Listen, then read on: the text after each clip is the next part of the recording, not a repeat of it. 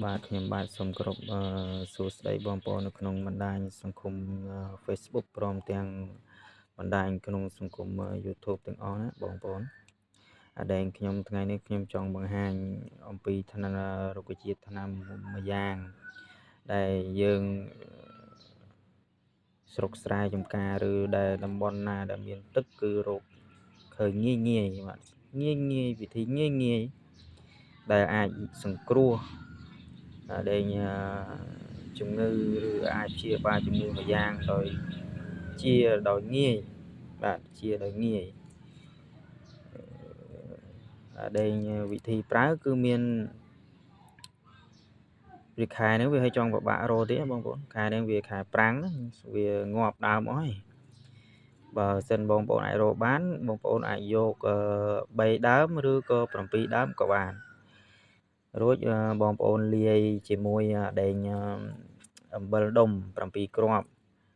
លាងទឹកឲ្យស្អាតសិនយកដេញស្មៅហ្នឹងឬរុក្ខជាតិហ្នឹងបងប្អូនលាងទឹកឲ្យស្អាតសិនរួចហើយបងប្អូនយកមកលាយជាមួយអំបិលដុំ7គ្រាប់បងប្អូនបុកឲ្យម៉ត់ហើយបងប្អូនសម្អាតមុខរបួសបងប្អូនឲ្យស្អាតរួចបងប្អូនបិទចុះបងប្អូនបិទបងប្អូននឹងឃើញថាវា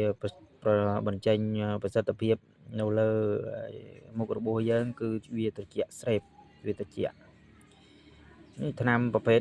ថ្នាំមួយមុខនេះមានប្រសិទ្ធភាពខ្លាំងព្រោះខ្ញុំបានសាកហើយខ្ញុំបានសាកហើយព្រមទាំងសាកឲ្យអ្នកដទៃច្រើនគ្នាហើយឃើញថាជាច្រើនបាទឃើញថាជាច្រើនរុក្ខជាតិហ្នឹងបងប្អូនឃើញតែជិងធម្មតាអញ្ចឹងផ្អំពិតប្រកែណាបងប្អូនសាកឲ្យឃើញប្រកែណាដូច្នេះថ្ងៃនេះក៏ចង់បង្ហាញបងប្អូនអំពីរុក្ខជាតិម្ដើមនេះដើម្បីឲ្យបងប្អូនយកទៅដើម្បីឲ្យសមប្រកបណា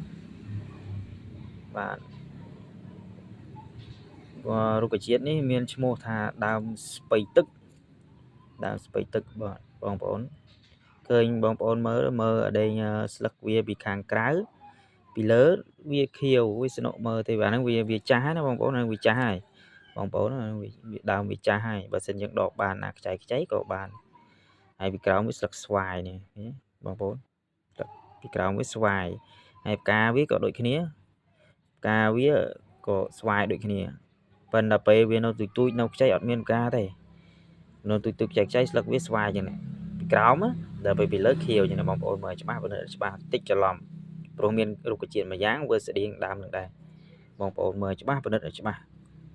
ហើយបើសិនតែបងប្អូនស្គាល់ហើយវាស្នុកទេខ្លាចតែបងប្អូនមិនស្គាល់បាទហើយក៏សូមថ្ងៃនេះក៏ខ្ញុំសូមបង្ហាញតែប៉ុណ្្នេះចុះហើយក៏សូមគោរពលាបាទសូមគោរពលាបងប្អូនទាំងអស់គ្នាក៏សូមឲ្យបងប្អូនទាំងអស់គ្នាយកថ្នាំនេះយកទៅបិទមុខរបួសអាប់សែហ្នឹងឲ្យបានសមប្រកបគ្រប់គ្នាណាបងប្អូនណាថ្នាំនេះខ្ញុំចង់និយាយទៀតថាថ្នាំនេះបងប្អូនបិទមួយថ្ងៃបងប្អូនអត់ទាន់ដឹងប្រសិទ្ធភាពទេបិទមួយថ្ងៃគ្រាន់តែវាត្រជាក់ហើយវានឹងបាត់ឈឺវានឹងអន់ឈឺបើបងប្អូនបិទប្រហែលជា2 ទៅ 3ថ្ងៃបងប្អូននឹងឃើញប្រសិទ្ធភាពវាបាទ